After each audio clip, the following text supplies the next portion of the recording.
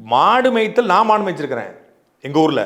பள்ளிக்கூடம் 4 மணிக்கு பள்ளிக்கூடம் முடியும், 5 மணிக்கு முடியும். பள்ளிக்கூடம் போய்ட்டு வந்து பைய தூக்கி வச்சுட்டு முகத்தை கழுவிட்டு சோறு இருக்கும் சாப்பிட்டுட்டு ஒரு மாடை கொடுப்பாங்க, நேராக குளத்துக்கு பக்கத்தில் கொண்டு போய் மேய்க்க விடுவோம்.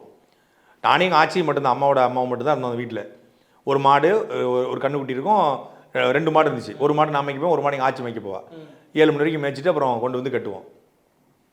இப்படி எங்கள் ஊரில் கூடிய எல்லா சமூக வீட்லேயும் மாடு இருந்துச்சு. அங்கே தேவர் சமூகம் இருந்தாங்க, நாடார் இருந்தாங்க, கோனார் இருந்தாங்க, பறையர் இருந்தாங்க, தேவேந்தர் இருந்தாங்க. எல்லார் வீட்லேயும் மாடு இருந்துச்சு. ஆடு மாடு என்பது தமிழர்களுடைய வாழ்வியலோடு இணைந்தது. எல்லா சமூகமும் ஆடு மாடு மேய்க்கிறது.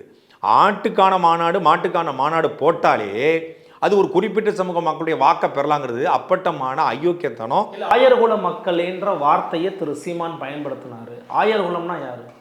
யாரெல்லாம் ஆயர்குலம்னு சொல்லுவாங்க? அப்போ அதை ஏன் அந்த வார்த்தையை பயன்படுத்தலான்ற கேள்வி இருக்குல்ல.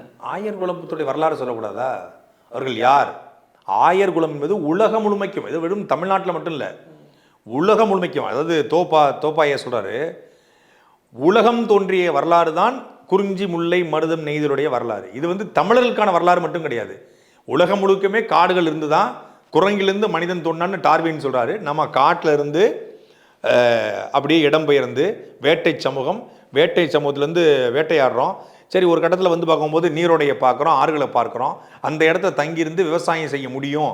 அந்த இடத்துல தங்கியிருந்து வளர்த்த வேட்டையாடிய மாடுகளை பண்ணை போல் இது பண்ணி அங்கே நாய்களை பாதுகாப்பு வைத்துக்கொண்டு நாய் மாடு இந்த ரெண்டும் தான் கட்டுப்படுத்த முடிஞ்சுது அவனால். அதில் ரெண்டையும் கட்டுப்படுத்தி அதுக்கு ஒரு தலைவியை உருவாக்கி மேய்க்கிறான். அந்த இடத்துல மேய்ச்சல் சமூகம் உருவாகுது. அதில் ஆயர்குலம் உருவாகுது.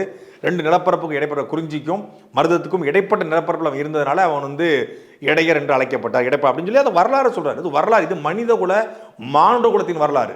இங்கே சாதிக்க இடம் கிடையாது.